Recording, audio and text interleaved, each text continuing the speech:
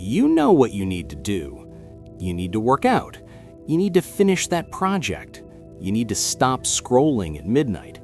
You need to actually start the thing you've been planning for 6 months. You know. And that's the thing that makes it worse.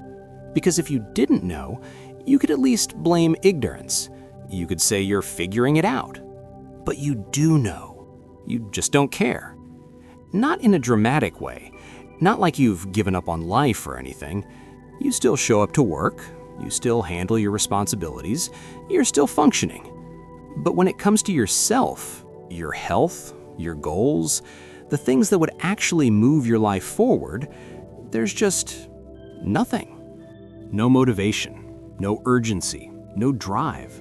Just this quiet apathy that sits there while you watch yourself not do the things you know you should be doing. And here's what makes it so confusing. You're not lazy. You can work a full day. You can handle complex problems. You can execute when someone else is counting on you. But when it's just you, when there's no external pressure, when it's your own life on the line, you just can't seem to care enough to do anything about it. And I think there's a reason for that. Not the reason you think, not the reason you've been telling yourself, but something deeper, something that explains why capable, intelligent men end up in this exact position, where they know exactly what to do and they just don't care enough to do it. Here's what I think is happening. You didn't stop caring because you're broken. You stopped caring because caring stopped working. Let me explain. At some point, probably years ago, you cared a lot. You set goals, you tried hard, you believed that if you just did the right things, worked hard enough, optimized enough, you'd get where you wanted to go. And maybe it worked for a while. Maybe you got the degree, got the job, built the resume. But somewhere along the way, you looked around and realized this isn't it. The things you worked for didn't deliver what you thought they would. The career that was supposed to feel meaningful feels like maintenance. The life that was supposed to click into place still feels off. And your mind noticed that. It noticed that caring led to effort. Effort led to achievement, but achievement didn't lead to fulfillment. So it did what minds do when a strategy stops working. It shut down the system, not consciously, not as a decision you made, but as a protection mechanism. Because caring hurts when it doesn't lead anywhere. Caring means hope, and hope means vulnerability. And when you hope for something, work toward it, and it still doesn't fix the feeling, that's painful. So your mind stops generating hope. It stops generating care. Not because you're depressed, not because you're lazy, but because caring became expensive and the return on investment stopped making sense. This is why you can still care about your job. Why can you still execute when someone else needs you? Because those things have clear outcomes, clear rewards, clear feedback loops. But caring about yourself, about your own goals, your own growth, your own potential, that's been a bad investment. So your mind stopped funding it. And now you're stuck in this place where you know what you need to do, you can see it clearly, you could write a whole plan for how to fix your life. But when you sit down to actually do it, there's no fuel in the tank, no emotional investment, just this flat, numb awareness that you should care, but you don't. And I think most people misunderstand what this is. They think it's a motivation problem, a discipline problem, a lack of willpower. But it's not. It's a meaning problem. You stopped caring about yourself because you stopped believing that caring about yourself leads anywhere that matters. And until you address that, until you rebuild the connection between effort and meaning, no amount of discipline is going to work. Because you can't force yourself to care. You can only create conditions where caring makes sense again. So how do you do that? The first thing you have to understand is this. You're not going to think your way back into caring. Caring isn't a logical process, it's an emotional one. And emotions don't respond to arguments, they respond to evidence. Right now, your emotional system has evidence that caring doesn't work, that trying leads to disappointment, that hope is a setup for pain. And you can't argue with that evidence, you have to replace it. In Man's Search for Meaning, Viktor Frankl talks about this exact problem. He was a psychiatrist who survived Nazi concentration camps, and he noticed something about the people who made it through. It wasn't the strongest, it wasn't the most optimistic. It was the people who had meaning, who had something they were living for. And he said this, "You can't pursue happiness directly. You can't pursue fulfillment directly. Those things only come as side effects of living in alignment with something that matters to you." And I think that's what's missing here. You stopped caring about yourself because you've been optimizing for outcomes that don't actually matter to you. You've been chasing goals that look good, that sounds impressive, that checks boxes on some imaginary scorecard of success. But they're not yours. They're what you're supposed to want, what would make sense to want, what other people expect you to want. And your emotional system knows the difference. It knows when you're working towards something real versus when you're just maintaining an image, when you're building something meaningful versus when you're just going through motions. And it refuses to invest in motion.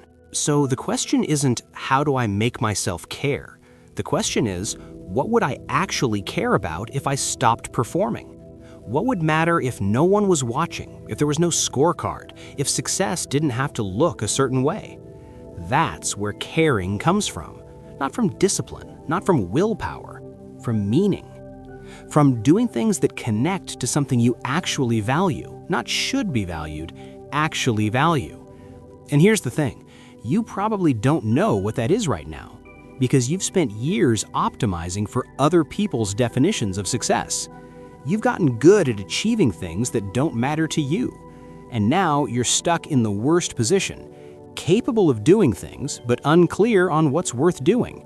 But that clarity doesn't come from thinking, it comes from action. James Clear talks about this in Atomic Habits. He says, you don't rise to the level of your goals, you fall to the level of your systems. But I think there's something deeper there. You don't just need systems, you need identity. You need a sense of who you're becoming through the actions you take. And right now, you don't have that because the actions you're taking or not taking don't connect to any version of yourself you actually want to become. So your mind doesn't see the point, and it shuts down. But if you start taking action, small, specific action towards something that actually aligns with what you care about, even if you're not sure what that is yet, your emotional system starts to re-engage. Because it's not being asked to invest in hope, it's being asked to invest in evidence. Evidence that action leads somewhere real, that effort connects to meaning, that caring might actually be worth it again. So here's what you do. Step 1, stop trying to care about everything. You're not going to suddenly care about meal prep, morning routines, side projects, fitness goals, and personal development all at once. That's too much. And your emotional system sees through it. It knows you're just performing again. So pick one thing, one area where you might actually care if you let yourself. Not what you should care about, what you might actually care about. Maybe it's creating something. Maybe it's building something. Maybe it's learning something that's been sitting in the back of your mind for years. It doesn't have to be big. It doesn't have to sound impressive. It just has to be real. Step 2, make one move toward it. Not a plan, not a vision board. One move. In The War of Art, Stephen Pressfield talks about resistance. He says resistance is the force that stops you from doing creative work, from doing anything that matters. And resistance is strongest at the beginning, before you start. But once you start, once you take one real action, resistance starts to weaken. Because action creates momentum, and momentum creates evidence, and evidence is what your emotional system needs to start caring again. So don't wait until you care. Take the action first. Let caring follow. Step 3, notice what happens when you do. Not whether you succeed, not whether it's perfect, not whether it impresses anyone, but how it feels to do something because it matters to you, not because you should, not because someone's watching. Because it connects to something real. And here's what I think you'll notice. Caring doesn't come back all at once.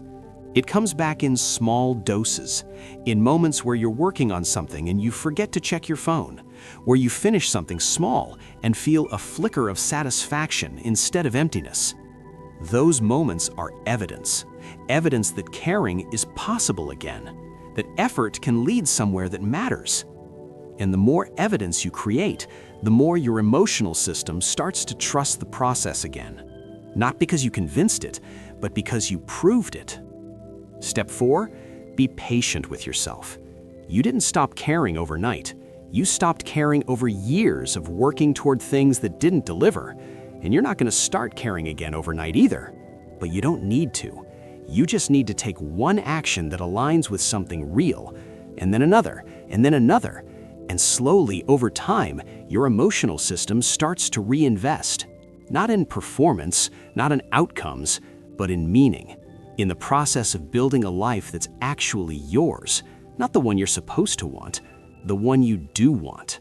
And that's when caring stops being something you have to force and starts being something that just happens. Because you're not asking yourself to care about things that don't matter anymore.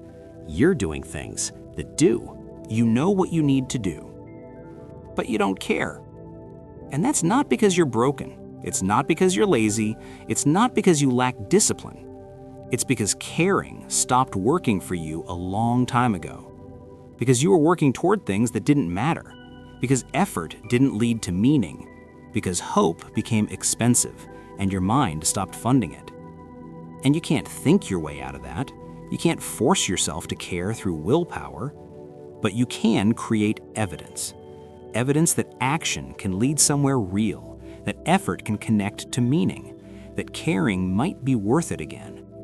And that starts with one move, one small action towards something that might actually matter to you. Not what should matter, what does matter. And then another, and then another. And slowly, caring comes back.